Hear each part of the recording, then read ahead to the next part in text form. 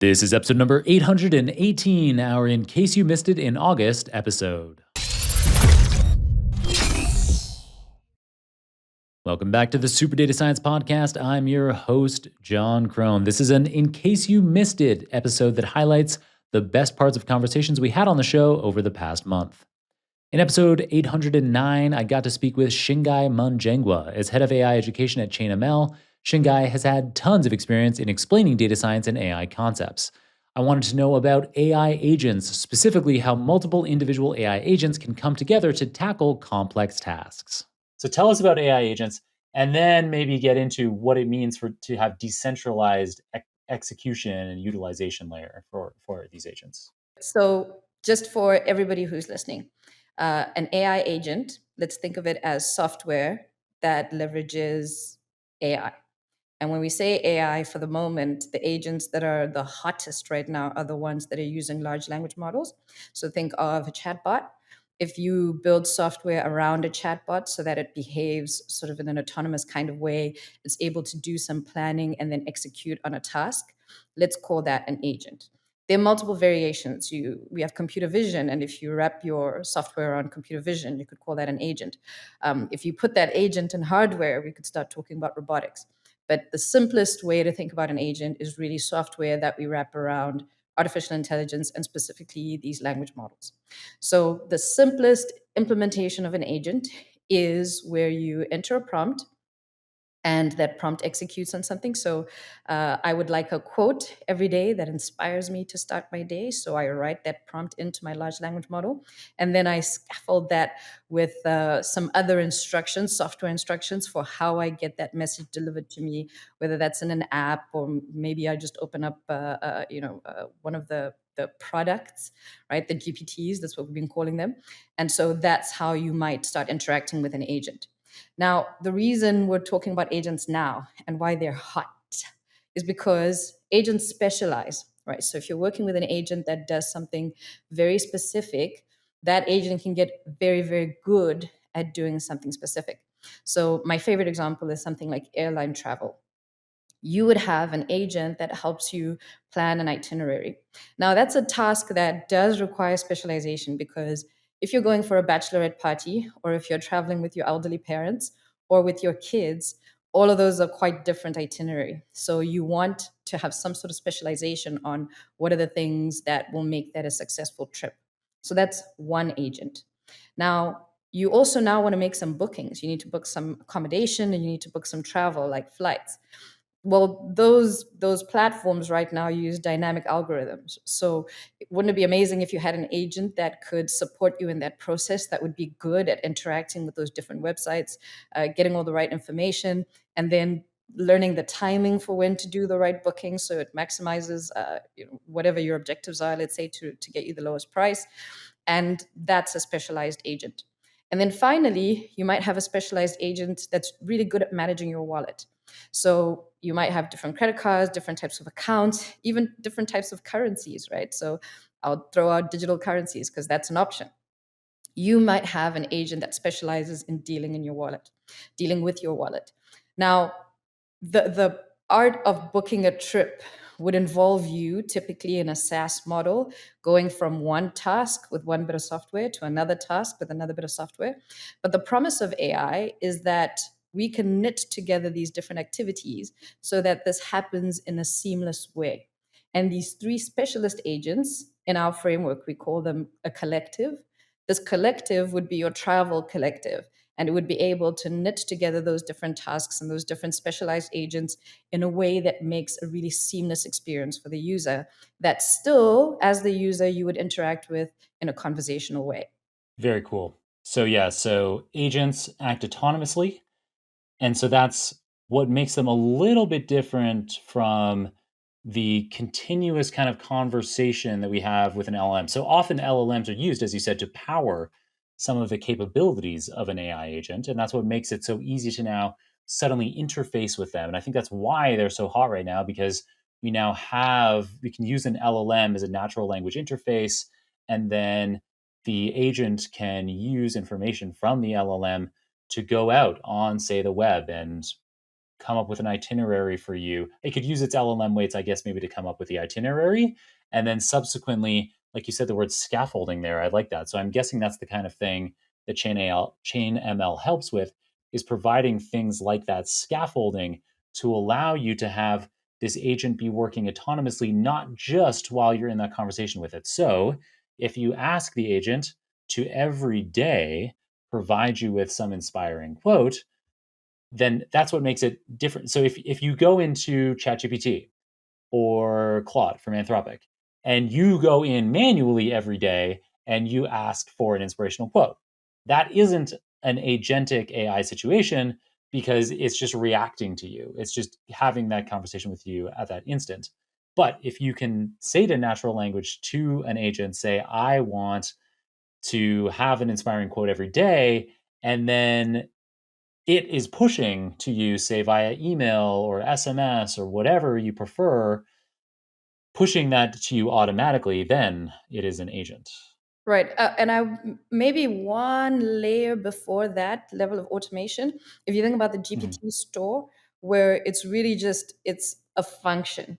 You pull down an agent to perform a function. So it's not yet automated. It's not being, automatically delivered to you via an app. At that point, those are agents too, but you have to do the work of going to get it from the store and then incorporating it into your workflow.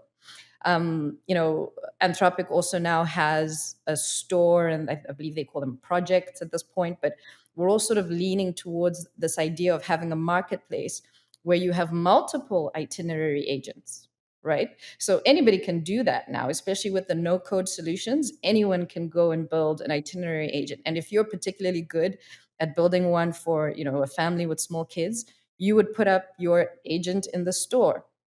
Now, where Theoric, the product that ChainML Labs has built, where Theoric really shines is, how would you make a decision about which agent to use? So you've got access to this GPT store or the projects or Hugging Face or a platform that has multiple different agents. How do you make a decision about which is the right agent for me to use in this collective? And what we've built is a protocol that has some mechanisms for that to happen in an assisted way. It's an automated way, but let me for now call it an assisted way. Shingai's example of using multiple AI agents to organize travel made understanding agentic AI concrete and crystal clear. We continue on our journey into understanding decentralization with a clip from episode 807. In it, I asked the renowned futurist and entrepreneur Dr. Daniel Hulme how AI can help us become better and faster at our jobs by circumventing the traditional corporate hierarchies that today seem only to slow us down. In doing that, we also got into talking about alignment. And so there's a lot of discussion around alignment in AI, aligning AI to common human values and goals. Like you said, there's different ways of thinking about this. Is it just maximizing curiosity, like Elon Musk suggested some time ago? What are the kinds of things that we need to do to get an AI aligned with our goals? But in the way that our society is set up today, we tend to reward short term profits over things like long term sustainability. And you have mentioned elsewhere the potential for an ultra capitalistic system that avoids the pitfalls of the traditional capitalism that you're in now. Can you explain to our audience how decentralization and tech can create a more efficient and equitable allocation of resources? Yeah, so there's sort of two things here I want to talk about. Well, maybe we can come back to the alignment problem in a bit, because there's I want to share an idea about a way that we might be able to capture human morality. So I'll come back to the debates. But I was for a long time, still am very interested in decentralization, because I've worked in large organizations, I've worked in small companies, I've had my own startup, and I think a lot of companies start in the same way. That is, they want to be decentralized. They want to get processes and bureaucracy and hierarchies out of people's way, so they can go and do the things that they need to do. But of course, as you get bigger as an organization, you end up creating hierarchies, putting in these processes and structures that slow organizations down. They prevent them from being innovative. And so for the past 15 years, I've been trying to figure out how could we use AI to create decentralized organizations. What I mean by that is organizations that they're able to identify the best diverse group of experts to be able to make the decision, whether it's feedback or hiring or firing or pay. Rather than those decisions being made in the hierarchy, can you identify those people? It's often called a liquid organization or liquid democracies. And I think that now AI can, by the way. I think that we are able to now ingest all of the kind of digital footprint that exists across an organization, and an AI could sort of make sense to it. And they could say, look, you've worked very closely with that person, you're very knowledgeable about their domain, you understand about the company strategy, so therefore you should have more sort of rights to say in their salary than somebody else. So I'm very interested in how to do that. And the reason why I'm interested in how to do that is because let's assume that over the next decade, AI will free people up from tasks and maybe even whole jobs. One of the things that I'm interested in, by the way, that's a good thing because it means that we can reduce the cost of goods. But if it happens very quickly, as I've mentioned before, it could create some sort of social mess. So how can we use AI to identify what granular pieces of work people could be doing and recommend and enable those people to do that work? So rather than being a job role, can you understand people's skills, their plethora of different ways that they can contribute, and then decentralize that across different tasks that need to be done across an organization? And one of my dreams was to try and figure out how could you scale that to a planet? How could you create a planet where we are free to be able to contribute in different ways, and we're facilitated by AI. And I, something I still think deeply about, and we're still working on in Satalia. But what's interesting, what's happened over the past several years, is the birth of open source.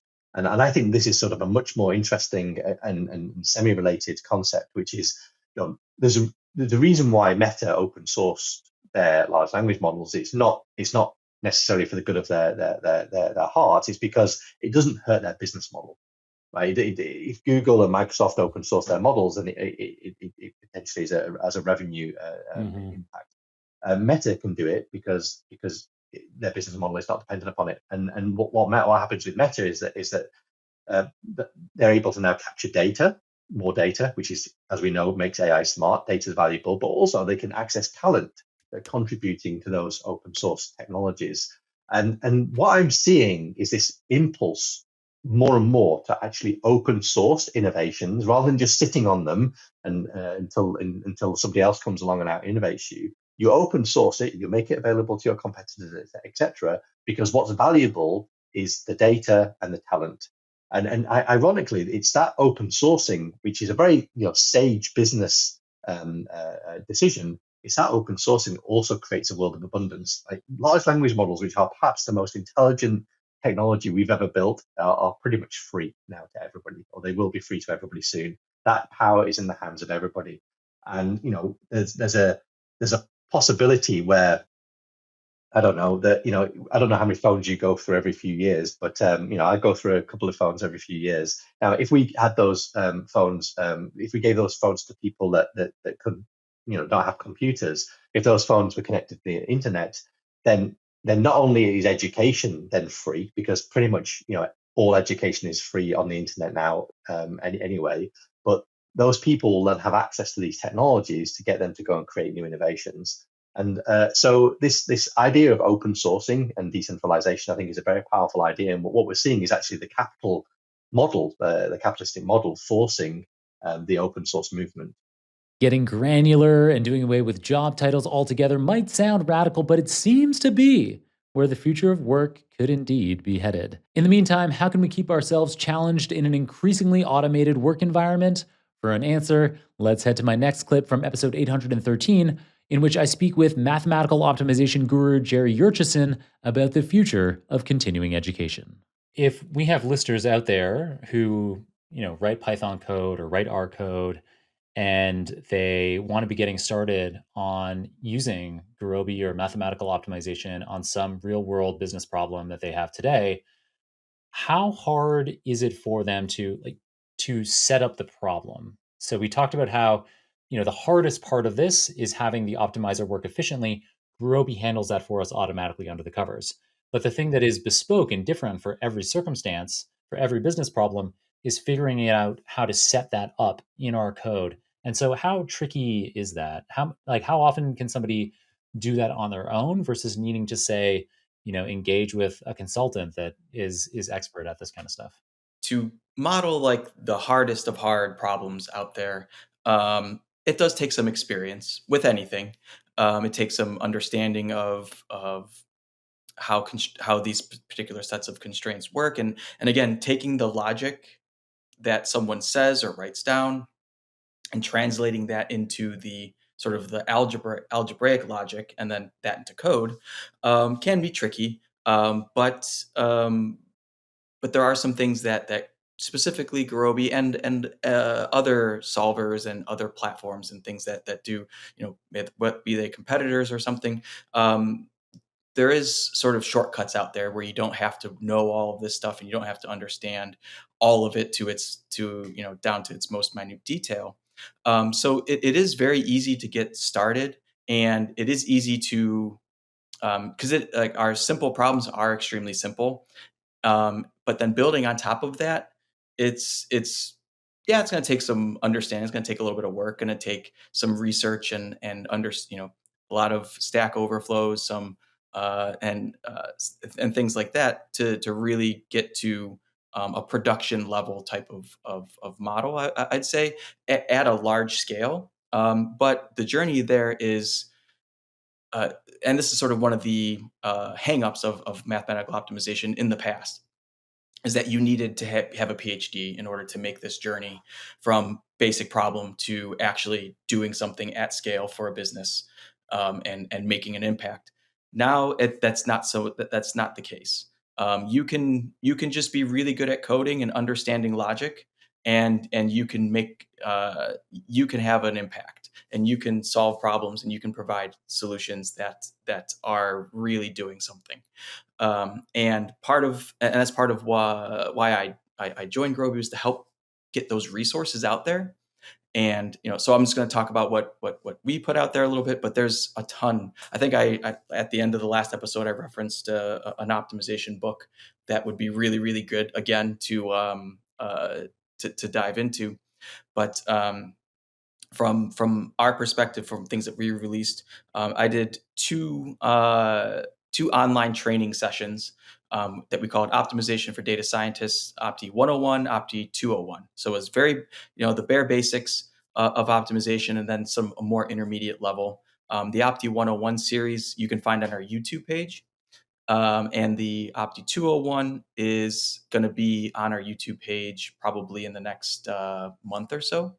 Um, and there's going to be an Opti, I think 202 is kind of how we're phrasing it or thinking about it internally, which is sort of more intermediate level stuff.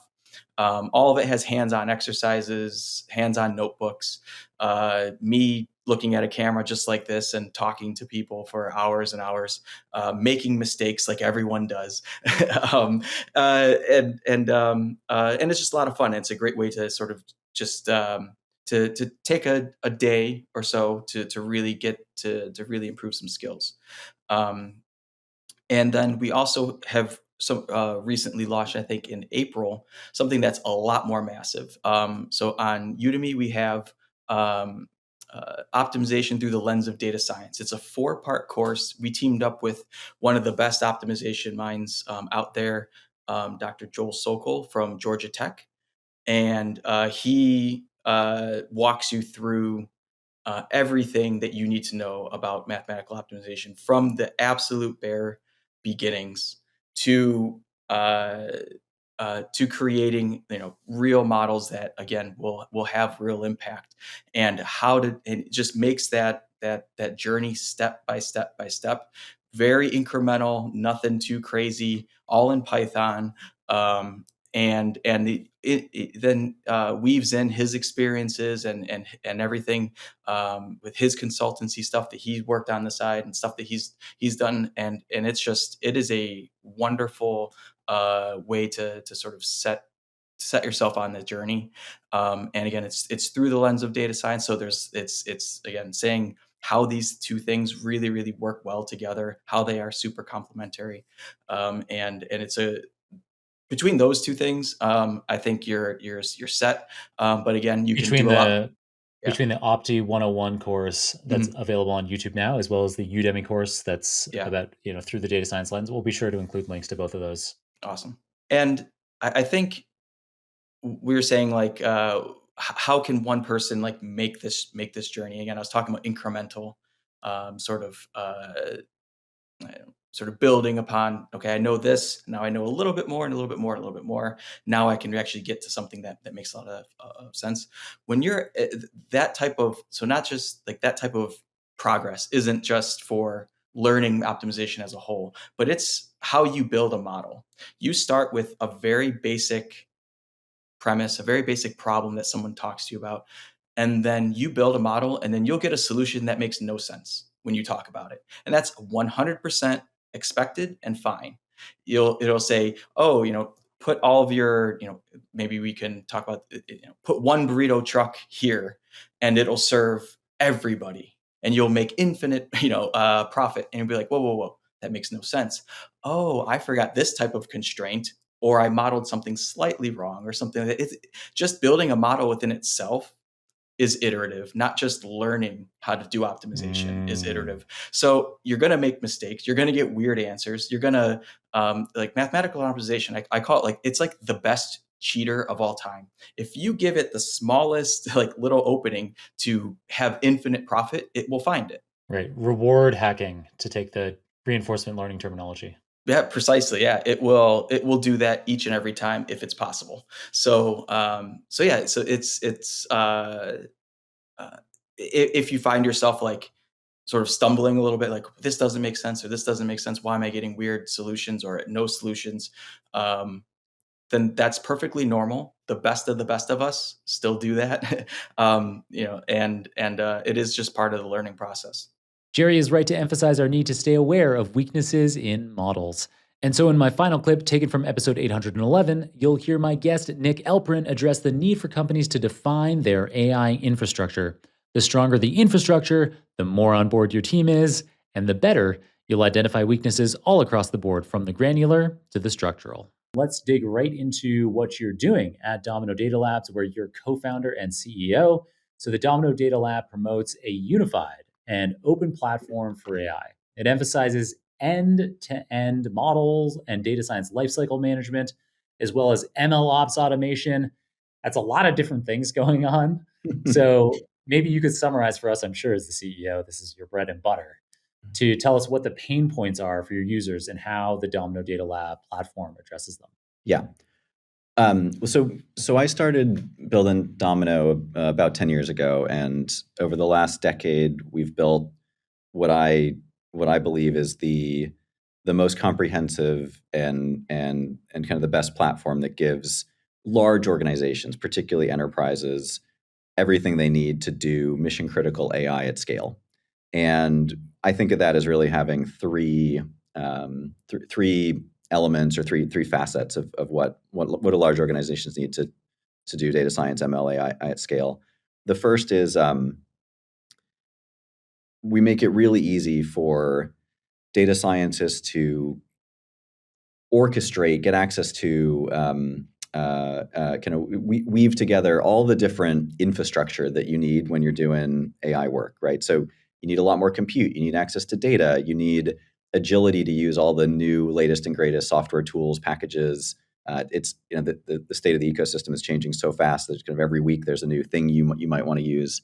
And in enterprises, making it easy to get access to all those infrastructure components, all those resources can be very frictionful because IT is putting up bottlenecks and gates and things like that. And at the same time, if you're a data scientist, you're not a DevOps expert, you're not an infrastructure engineering expert, so you may not want to be setting up your Spark cluster and debugging, parallel jobs and things like that. So the first thing we do, we provide self-serve access to all the infrastructure you need to be really productive and experiment rapidly and kind of stay on the cutting edge. And by the way, we do that in a way that also meets the needs of security conscious IT organizations. So imagine providing infrastructure access with security controls in place and templates. So because again, in an enterprise context, you don't want to just give all the data scientists free rein to build a Wild West or whatever they want. So that's kind of the infrastructure layer of our stack, and we're, as far as I know, the only advanced data science platform that has native capabilities for multi and hybrid cloud orchestration. So as a data scientist, whether you're running an interactive development experience like Jupyter, whether you're running a batch training job or a real-time inference, you're deploying a model for real-time inference, we can push that to any cloud or on-premise. Okay, so on top of that, kind of next layer of the stack, once you got all the infrastructure stuff you need, we've built like you said, an integrated experience that facilitates the model development lifecycle. I think about this as like what the Microsoft Office suite is for workspace productivity, or what the Adobe Creative Suite is for designers. It's all the tools you need to go through your workflow, your productivity apps. So interactive development, experiment management, model deployment, model monitoring, and then critically making that a tight closed loop. So if you go to deploy a model, we'll automatically set up the monitoring rules for you. If we detect that drift has occurred, we will automatically create a development environment for you with all your raw materials, your code, your data, your software package definitions, precisely as they were when you first deployed your model. Because we really believe that data science it's not a straight line, it's a loop. And the most effective organizations are the ones that speed up this iterative development lifecycle. So it's not just deploy a model, it's deploy it, monitor it, and then continuously improve. So we think a lot about how do we streamline the process, the workflow for data scientists as they go through that whole iterative, continuously improving model development lifecycle. So that's layer 2. And then layer 3, which I think is it's one that I think is most exciting and probably most valuable, and it's one that unfortunately it doesn't get a lot of attention because it's not really sexy. It is creating the system of record for data science work and artifacts. So the models that you deploy, the history of experiments that you've done, the projects you've tried, keeping that all in one place. So there's a single source of truth, and so that organizations can find and build on past work instead of reinventing the wheel, and that organizations can have standards and consistent ways of working. And let me just unpack that for a little bit. I was talking to an SVP of data science at a big media company a couple weeks ago, and he said, his is the only team in the whole company that can onboard a new team member in 24 hours, and that has been critical to them accelerating their productivity, increasing their productivity. He said they're doing over the last couple of years, they've seen a 6x improvement in the throughput or the productivity of his data science organization. And he attributed that largely to the ability to reuse past work and stop reinventing the wheel all the time. So, a new person joins the team, they're ready to go with, hey, here's how we do a project. Here's the life cycle. Here's how you access your data. We give you access to the platform. Everything you need is at your fingertips, ready to go. You don't have to go hunt around and ask people and find wikis and have people send you connection strings or whatever.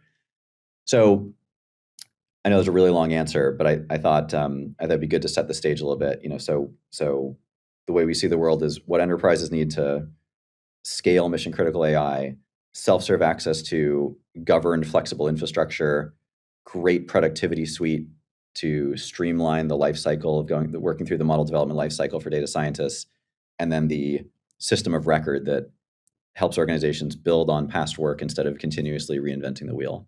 All right, that's it for today's In Case You Missed It episode. To be sure not to miss any of our exciting upcoming episodes, be sure to subscribe to this podcast if you haven't already. But most importantly, I hope you'll just keep on listening. Until next time, keep on rocking it out there, and I'm looking forward to enjoying another round of the Super Data Science Podcast with you very soon.